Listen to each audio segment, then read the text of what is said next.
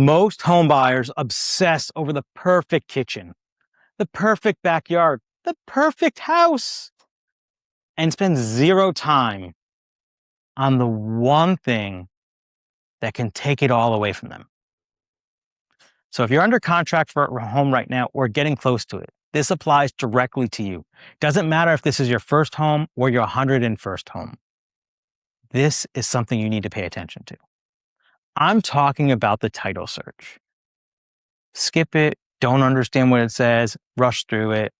You could be handing over your down payment, closing on your new house, even moving in, and then finding out there's an issue with the property that requires a lawsuit to resolve. That means out-of-pocket money for you. That means time wasted for you. That means stress for you. And all in the end, you might be fine and pay some money, or the title insurance company pays some money, or you could lose your house. We've seen that happen. That's a rarer occasion. I'm not trying to scare you, but that does happen on occasion. I'm attorney Kishore Kapoor, a residential real estate closing attorney here in the state of Connecticut, and I share videos on a daily basis with you so you could learn from my clients' experiences and just educate yourself in general so you have a smoother, stress-free closing process. So I'm going to tell you a few stories. I'm going to tell you two stories of two different clients. One used AI and got himself into a little bit of trouble, and I'll explain. And one, we saved him. So let's start with the AI story. AI is very popular now. I know it's a great tool, but just realize it's a tool. And if you're not educated, it could cost you thousands of dollars in unnecessary stress. So we had a client that hired us very late in the process because he thought he didn't need anybody. He could do this all on his own. ChatGPT was advising him, Claude, whoever it was, whatever, AI was advising him. Well, late in the process, we get going and we get a title search. Right now, everything is rushed now because he wants to close, and because he didn't hire us sooner and relying on AI, he skipped some major things. According to the AI bot he searched for, it told him a title search was just a formality. Well, unfortunately, this formality almost cost him $14,000. Right? So be careful with what you're using AI for and make sure you have professionals on your side.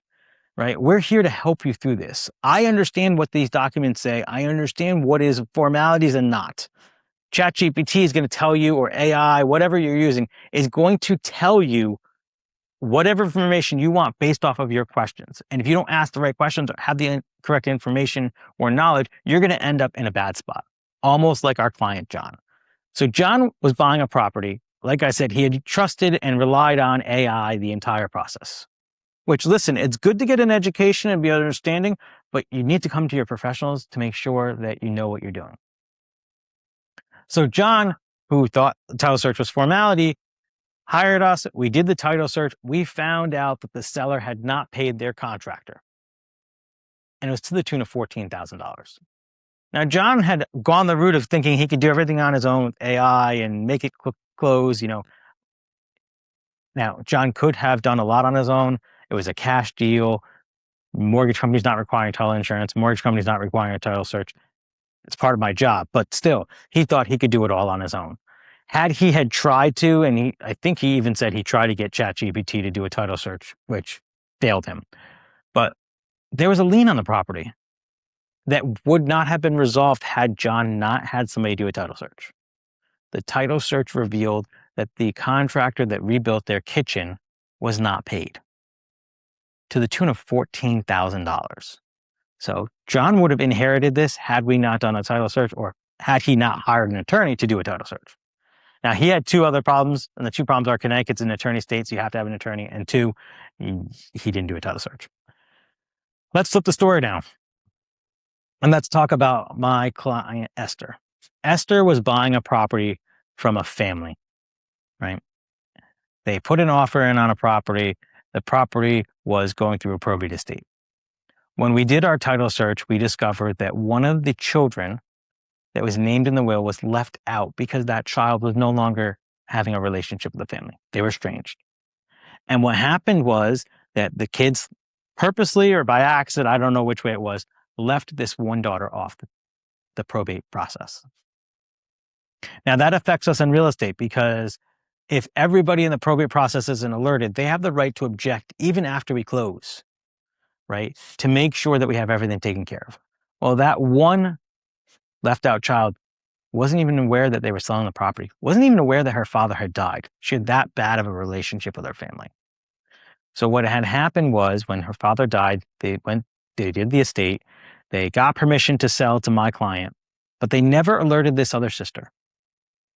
And when we just did the title search, we also do something called a probate search, which is where we go through probate court, look at all the documents. As I was reviewing the will, I see, well, there's a sister here that wasn't listed. So now I alerted the attorney. We redid everything. Now this caused a 6-week delay. But I would rather a 6-week delay than you close on your new home, move in, and somebody's claiming an interest in their property and could potentially force you out of the house because if they wanted it, they had an interest in it, they had the right to object. So here's the lessons you should take from this. 1, always hire your attorney early as possible. Connecticut's an attorney state, so you have to have an attorney. 2, make sure that your attorney is doing a thorough title search. In a title search, what do? We go back 40 years of history and look at all the issues with the property. We make sure that there's no unpaid debts, unpaid taxes, any liens, any court judgments, any ownership disputes, and we're looking at deed errors. We're kind of doing a thorough review of everything. Now, every buyer needs this in the state of Connecticut. You can't close without it. So while John thought he could because AI told him to, in some states he might have been able to. I can't tell you. I'm not licensed anywhere but Connecticut. In Connecticut, you have to do a title search. So John was only setting himself up for a headache later on. Realize agents' jobs are to negotiate and find your homes with you. The attorney's job is to protect your ownership. Different skills, different jobs. Your real estate agent in Connecticut is not going to look at the title. That is my job. They can look at the title, you can look at the title, but you're not going to have the expertise and understanding that I have to review it. Your closing attorney's job is to find the problems and fix them. And the most important part is your closing attorney, if we're doing our job right, you don't even know half of what we're doing. We work behind the scenes, fixing problems in ways that you don't want to understand and the problems that you don't even know exist. So that when you buy your house, you don't have to worry about anything. So as always, if you are looking to buy or sell real estate in the state of Connecticut and you need a great closing attorney by your side, be sure to give my office a call. We'll be happy to represent you. And if we need to do some searching early on and guide you some of the process, we're happy to be there. And as always, be sure to follow us so you don't end up one of our stories that I share on a regular basis so you can learn from those lessons and you have a stress-free closing and smooth. And if you'd like to learn more about what a closing attorney does, watch this video here.